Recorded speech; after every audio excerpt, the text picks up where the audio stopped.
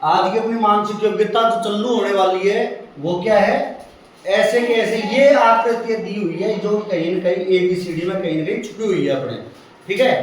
अब छुपी हुई है तो बताओ ये वाली आकृति कहाँ छुपी हुई है, कहाँ छुपी हुई है, यहाँ पर ये छुपी हुई है। उत्तर क्या हो जाएगा, सवाल नंबर है 17वां। 17वें सवाल में ये वाली आकृति ढूंढनी है ABCD में कहाँ छुपी हुई है, तो ऐसी कैसी आकृति अपना कहाँ दिख रही है, उत्तर हो जाएगा ऐसे ही। सवाल नंबर 18।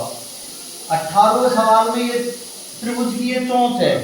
अब देखो ये चोंच तो यहाँ भी आ रही है, आ रही है, यहाँ पर आ रही है, लेकिन ऊपर वाली देखो एक बार के लिए यहाँ भी आ रही है, यहाँ भी आ रही है और यहाँ पर नहीं आ रही, यहाँ पर चोंच नहीं आ रही ना, तो डी तो अपना उत्तर नहीं होगा। अब उत्तर बचा A, B और C में। इसके दोनों तरफ डंडे आ रहे हैं तो क्या A में आ रहे हैं क्या, तो A उत्तर नहीं होगा।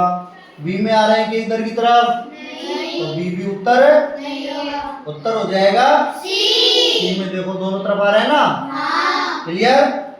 सवाल नंबर है 19वां।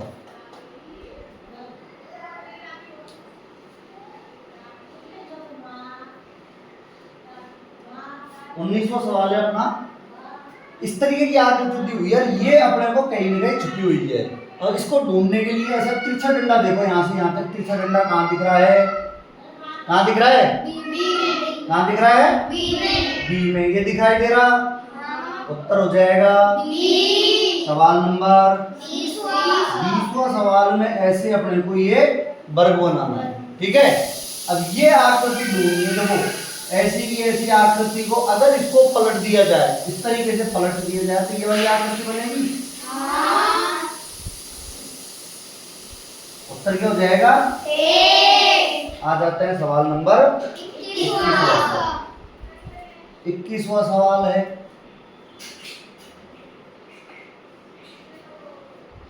इक्कीसवें सवाल में क्या करना है, ये वाली आकृति घुमाओ। घुमाओ देखो A में भी है, B में भी है, C में भी है और D में भी है, चारों में है नीचे घुमाओ। लेकिन घुमाओ के बाद इधर साइडों में दो डंडे देखना है, साइडों में दो डंडे A में आ रहे हैं, D में आ रहे हैं क्या, C में इधर नहीं जा रहे डंडे, तो और D में ये जा रहे हैं, तो उत्तर अपना A और D दोनों ही हो जाएगा, ठीक है। सवाल नंबर आ जाते हैं 22वां सवाल है अपना, इसमें क्या है, ये वाली आकृति देखनी है। अब देखो एक तो ये रंग है, लेकिन इसका ये वाली भुजा इससे बहुत बड़ी हो गई, इसलिए अभी के लिए इस आकृति को छोड़ते हैं, हो भी सकती है और नहीं भी हो सकती है। ऐसी कैसी आकृति बी में है क्या, दिख रही है क्या, तो बी तो कट गया। सी में देखो,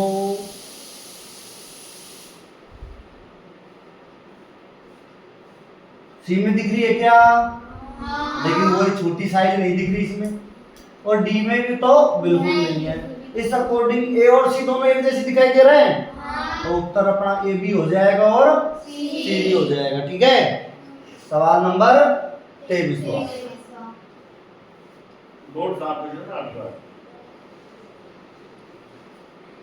23वां सवाल है अपना, ये वाली आकृति ढूंढनी है। तो इसमें क्या है कि बीच में से चोंच में से इधर लाइन कहाँ जा रही है, ए में जा रही है और डी में जा रही है, लेकिन डी में वो चोंच ये वाली चोंच नहीं बन रही ना, तो डी कट गया। सी में भी नहीं है, बी में भी नहीं है, तो उत्तर हो जाएगा सवाल नंबर 24। 24वें सवाल में क्या है, ये जो सही का निशान है ना, ओरिजिनलिटी में ये ऐसे है, ये किताब में थोड़ी सी मिसप्रिंट हो गई, ये चिन्ह ऐसे ना होकर ऐसे है, ठीक है। अब इसमें ये तिरछा डंडा देखो अपने यहाँ पर दिख रहा है, और कहीं दिख रहा है क्या, उत्तर हो जाएगा सवाल नंबर 25वां। 25वां सवाल क्या है, 25वें सवाल में ये वाली आकृति, अब ये वाली आकृति सिर्फ और सिर्फ एक जगह दिखाई दे रही है, डायरेक्ट कहाँ दिखाई दे रही है, उत्तर हो जाएगा अपन आ जाते हैं सवाल नंबर 26वां सवाल। देखो इस सवाल की ये भुजा है, ये वाली भुजा, ये भुजा बड़ी है, जबकि बी में अगर अपन देखते हैं ए में, सॉरी ए में मिल तो रही है, लेकिन ये वाली भुजा थोड़ी छोटी है कंपैरिजन इसके, छोटी है ना, तो इसको ऑप्शन में रखेंगे, हो भी सकता है और नहीं भी आ सकता। बी तो बिल्कुल नहीं है, नहीं है। सी में देखो इतनी बड़ी भुजा इतनी है और डी में नहीं है, तो इस हिसाब से उत्तर ए भी कट गया, उत्तर हो जाएगा सी। ठीक है, सवाल नंबर 27। 27वां सवाल के लिए अपने को ये टिप दे रखा है, और ये कहां पर है? ए में दिख रहा है क्या? आर पार लाइन देखनी है अपने को। ए में दिख रहा है क्या? बी में? सी में? डी में? उत्तर हो जाएगा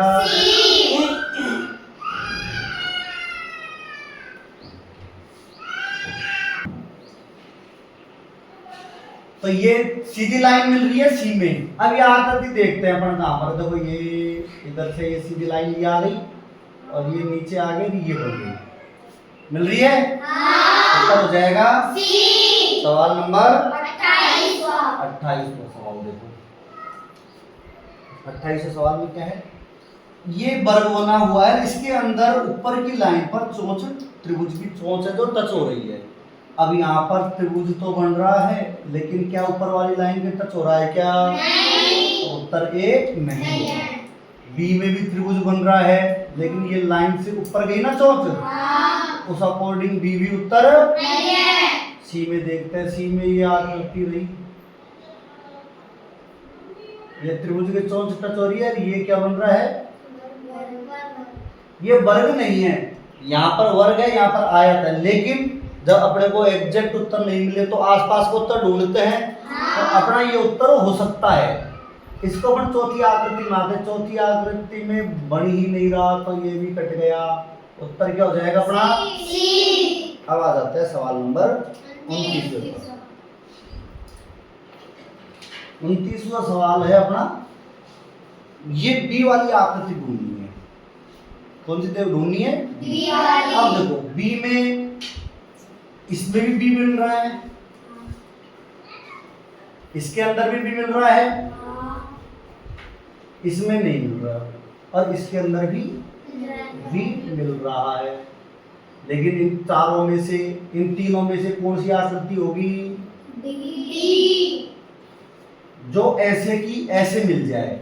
ये तो आकृति छोटी लग रही है, ये ऐसे कैसे मिल रही है?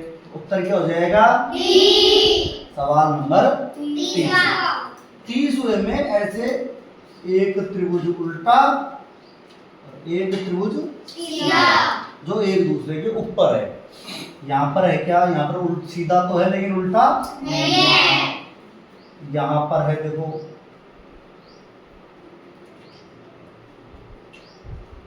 एक उल्टा और एक सीधा, मिल रही आकृति। उत्तर हो जाएगा बी। क्लियर है? अब आ जाते हैं अपन हिंदी पर। हिंदी अपन की 48वीं। हिंदी में क्या होता है, अपने को पैराग्राफ समझ में आया मत आ, कोई मायने नहीं रखता। सबसे पहले अपने को पैराग्राफ पढ़ो और फिर वो उत्तर ढूंढना है जो पैराग्राफ में मिलेगी। ऐसे कैसे जो लाइन मिलती है, जैसे वीर पुरुष का शरीर कुदरत की समस्त ताकतों का भंडार है। कुदरत का यह केंद्र हिल नहीं सकता, सूर्य का भी चक्कर हिल जावे, परंतु वीर के दिल में जो देवी केंद्र है वह अचल है। कुदरत की नीति चाहे विकसित होकर अपने बल को नष्ट करने की हो, मगर वीरों की नीति बल को हर तरह से इकट्ठा करने और बढ़ाने की होती है। वह वीर क्या जो टिन के बर्तन की तरह जड़ से गर्म और ठंडा हो जाता है।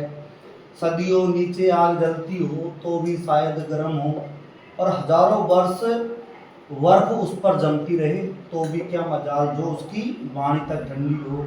उसे खुद गर्म और सर्द होने से क्या मतलब, सत्य की सदा जीत होती है, यह भी वीरता का एक चिन्ह है।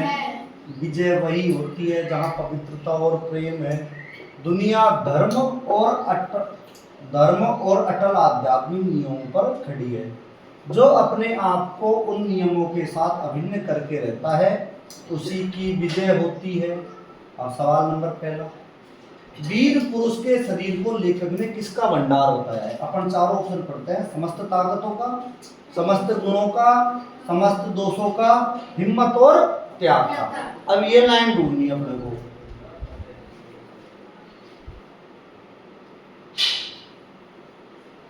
वीर पुरुष का शरीर कुदरत की समस्त ताकतों का भंडार है। समस्त ताकतों का भंडार है। जो कहाँ लिखा हुआ है? उत्तर हो जाएगा पहले का ए। सवाल नंबर दूसरा, लेखक ने किस चीज को अचल कहा है?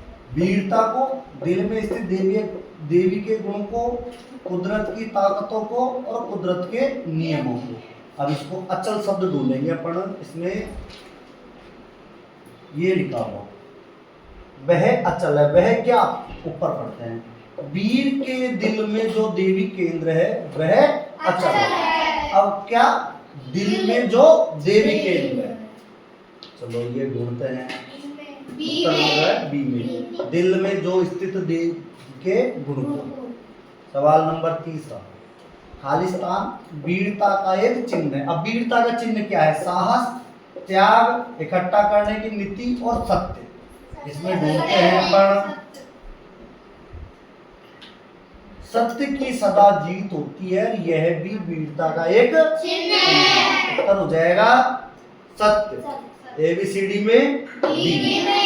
सवाल नंबर 14, जो व्यक्ति अपने आप को प्रकृति के नियमों के साथ एक बनाता है उसकी सदैव, ये बिल्कुल नीचे नीचे लिखा हुआ था, जस्ट अभी अपन ने पढ़ा है, नियमों के साथ अभिनय करके रहता है उसी की विजय होती है। क्या होती है? विजय। ये कहाँ लिखी हुई है लाइन? सी में। विजय होती है। विजय वही होती है जहां, अब ये लाइन ढूंढेंगे, विजय वही होती है जहां, विजय वही होती है जहां, ये लिख रखा है, विजय वही होती है जहां पवित्रता और प्रेम है। पवित्रता और प्रेम ढूंढना है। जो कहाँ लिखा हुआ है? तो 5वें का उत्तर हो जाएगा। अब आ जाते हैं अपन गणित पर। गणित का सवाल नंबर आज स्टार्ट होगा 28वां।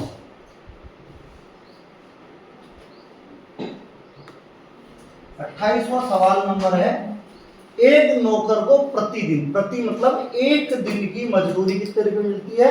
80। तो एक सप्ताह, अब एक सप्ताह में दिन कितने होते हैं?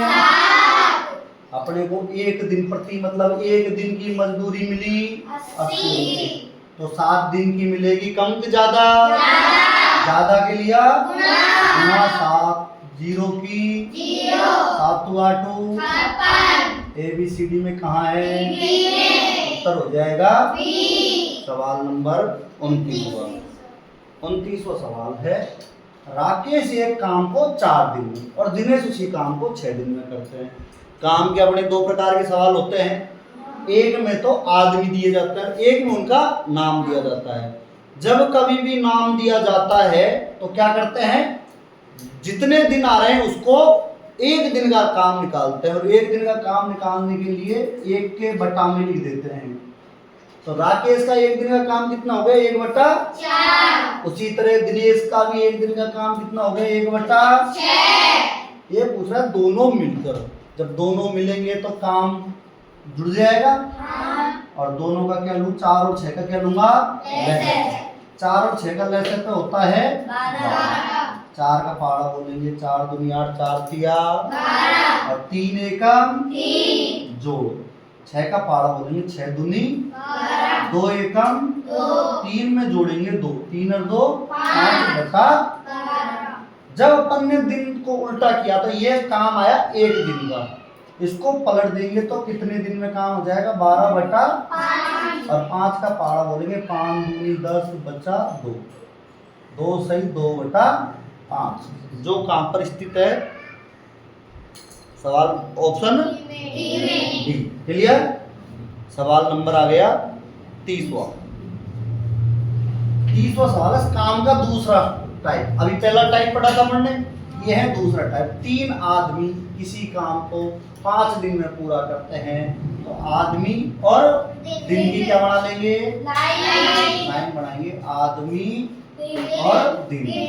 कितने आदमी हैं, कितने दिन में काम कर रहे हैं, तो 2 आदमी कितने दिन में काम करेंगे, काम का सवाल है। उसमें तो अपने एक दिन का काम निकालते हैं तो 1/, में लिख देते हैं। यहाँ काम के सवाल में x वाली लाइन क्या कर देते हैं, उल्टी कर देते हैं।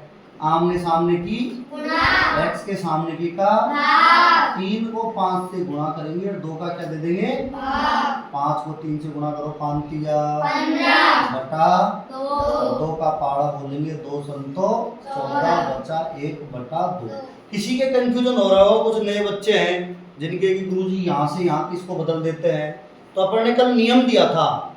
नियम था अनुचित भिन्न को मिश्र भिन्न में बदलने का। उसमें नियम है ना अपना कि अंश में हर का भाग देंगे, 2 का पहाड़ा बोलो 2 संतो 14, बाकी निकाली 1। तो अपन का नियम था अंश में हर का भाग देंगे, भागफल को पूर्णांक के स्थान पर लिखेंगे, शेष फल को अंश के स्थान पर लिखेंगे और हर वही रहेगा। तो इस तरीके से इस संख्या को बदला जाता है, ठीक है। तो ये कंफ्यूजन हो तो अपने को नियम जरूर याद होना चाहिए। अब आ जाते हैं पर सवाल नंबर 31 पर। एक फौजी छावनी में 1000 सैनिकों के लिए 90 दिन की भोजन सामग्री है। 100 सैनिक अवकाश लेकर घर चले जाते हैं। शेष बचे हुए सैनिकों के लिए भोजन सामग्री कितने दिन की है। अपन ने काम 1-2 सवाल होते हैं, एक तो काम का और ये है खाने का सवाल। खाने के सवाल में भी लाइन को क्या करते हैं अपन, और भी करते हैं। तो अब लाइन किस किसी बनाऊंगा, सैनिक और दिन। कितने सैनिक हैं, 1000 सैनिकों के लिए 90 दिन की भोजन सामग्री है। 100 सैनिक अवकाश लेकर चले गए। अब 100 तो चले गए, अब कितने बचे सैनिक अपने पास, 1000 में से 100 गए तो कितने बचे, 900। कितने दिन की भोजन सामग्री है। वही खाने का सवाल हो चाहे काम का सवाल हो, एक्स वाली लाइन को क्या कर देंगे, उल्टी कर देंगे।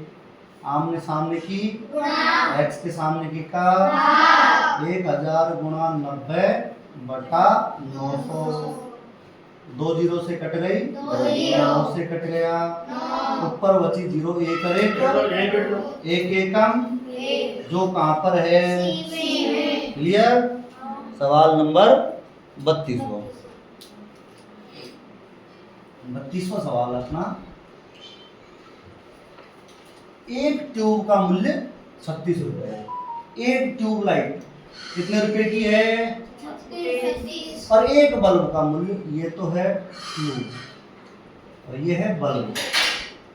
एक बल्ब का मूल्य कितना रुपया है, 8.50। तो 3 ट्यूबलाइट। एक ट्यूबलाइट 36 रुपए की, तो 3 कम की ज्यादा की, ज्यादा के लिए गुणा 3 6 18 का 8 हासिल की, 3 3 9 और 1 10। और ऐसे ही 3 बल्ब लेना है। एक बल्ब कितने रुपए का, 3 ज्यादा का, ज्यादा के लिया 0 की 0, 3 पंजो 15 हासिल की, 3 अंठो 24 और 1 25 और 2 छोड़ के दशमलव। ऊपर दशमलव नहीं है तो दशमलव लगाकर 0 0 लिख दिया। ये पूछ रहा है कितना खर्च होगा, तो दोनों को क्या कर लेते हैं, 0 की 0, 5 का 5, दशमलव की दशमलव, 8 में 5 जोड़ेंगे 13 हासिल की, 1 कर 2 3, 1 का 1, उत्तर आ जाएगा अपना 133.50, जो कहाँ पर स्थित है, क्लियर है। अब अपना सवाल नंबर 33वां। दीपक ने अपने बर्थडे पार्टी पर कुछ मित्रों को आमंत्रित किया। कितने मित्र आए अपने को पता नहीं है, लेकिन वो ये बोल रहा है एक व्यक्ति को 20 रुपए प्रति व्यक्ति, मतलब एक व्यक्ति के हाथ में कितना रुपया आता है, 20 रुपया। और ऐसे कुल कितना खर्च किया था उसने, 500। अब 500 रुपयों को 20-20 रुपए करके बांटने हैं। ठीक है। और बांटने की क्रिया को क्या कहते हैं? भाग कहते हैं। तो 500 में किसका भाग दे देंगे अपन? 20 का भाग दे दो। 20 दूनी 40, बाकी निकाली 10, उतारा 0, 20 पंजो 100, कितना उत्तर आया? 25। कहाँ पर है? क्लियर? सवाल नंबर 34। 34वां सवाल है, 15 रुपए प्रति किलोग्राम की दर से 3 किलोग्राम चीनी। 15 रुपए की 1 किलोग्राम, तो 3 किलोग्राम कम की ज्यादा की? ज्यादा के लिया गुणा 3, 15 3 कितने क्या आई? चीनी। 18 रुपए प्रति किलोग्राम की दर से 5 किलोग्राम चावल। 18 रुपए का 1 किलोग्राम के हिसाब से 5 किलोग्राम चावल खरीद रहे हैं। 18 को 5 से गुना करेंगे, 18 पंजो 90। 90 रुपए के क्या हो गए? चावल। अब ये पूछ रहा है कि कुल खर्चा, कुल मतलब जोड़ 5 का 9 में 4 जोड़ोगे तो 9 4 13, कहाँ पर है? उत्तर हो जाएगा डी। अब आ जाते हैं सवाल नंबर 35। राजेश ने गंगानगर से दिल्ली आने के लिए 150 रुपए का टिकट खरीदा। तो राजेश कहाँ से गंगानगर से कहाँ है? दिल्ली। जब उसने कितने रुपए का टिकट खरीदा था? 150 रुपए का टिकट खरीद लिया। ठीक है। फिर वो दिल्ली से हल्द्वानी तक का किराया कितने रुपए देता है? 105। इसको भी लिख लिया। अब ये पूछ रहा है कि राजेश ने गंगानगर से हल्द्वानी तक कुल कितना किराया दिया। कुल मतलब क्या करना है? इन दोनों को जोड़, इन दोनों को जोड़ लेंगे तो कुल किराया पता चल जाएगा। 5 का 1 में 1 जोड़ोगे 2, कितना उत्तर आया? उत्तर हो जाएगा डी। अब है सवाल नंबर 36। सवाल, एक साड़ी का मूल्य 620 रुपए हो तो 4 साड़ियों का मूल्य कितना होगा? जब एक साड़ी इतने रुपए की तो 4 साड़ी कम की ज्यादा की? ज्यादा के लिया 620 को गुणा कर देंगे 4 से। 0 की तो 4 को 2 से गुणा करेंगे 4 दूनी 4 को 6 से गुणा करेंगे 4 छिका 24, उत्तर आ जाएगा 2480, जो है अपना